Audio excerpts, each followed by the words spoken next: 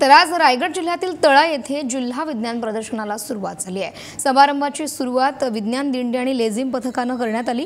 या कार्यक्रमाला मोठ्या संख्येने जिल्ह्यातील विद्यार्थ्यांची उपस्थिती होती। आमदार पंडित पाटील, जिल्हा परिषद अध्यक्षा आदिती तटकरे आणि बाळाराम पाटील देखील या कार्यक्रमाला उपस्थित होते। मात्र नेहमीप्रमाणे स्थानिक आमदार अवधूत तटकरे मात्र उपस्थित नव्हते। जास्तीत जास्त विद्यार्थ्यांचा ओघ सोलर एनर्जी ऑटोमेशनकडे होता आणि ग्रामीण भागातील विद्यार्थी देखील कुठेच कमी पडत नसल्याचं या विज्ञान प्रदर्शनात पाहायला मिळालं। खरं तर जिल्हा विज्ञान प्रदर्शनाबद्दल अध्यक्ष नसल्यापासून म्हणजे आधीपासून खरं तर फार उत्साह असायचा।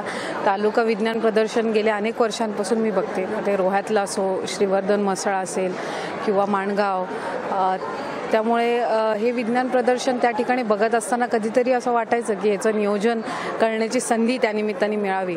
तळा तालुक्यामध्ये पहिल्यांदाच विज्ञान प्रदर्शन या ठिकाणी आयोजित होत आहे, त्यामुळे एक वेगळ्या पद्धतीचा उत्साह सुद्धा होता आणि मला खात्री होती की हा तालुका एक अशा पद्धतीचं उदाहरण सगळ्यांसमोर ठेवेल जेणेकरून जे इतर तालुके असतील, मग आता श्रीवर्धन मसळा असेल किंवा महाड पोलादपूर असतील, त्यांना सुद्धा त्या निमित्ताने पुढच्या वेळेला अशा पद्धतीचा एक कॉन्फिडन्स येईल की जर तळा तालुका करू शकतो तर आपण सुद्धा अशा पद्धतीचे प्रदर्शन असतील किंवा सोहळे हे आयोजित करू शकू।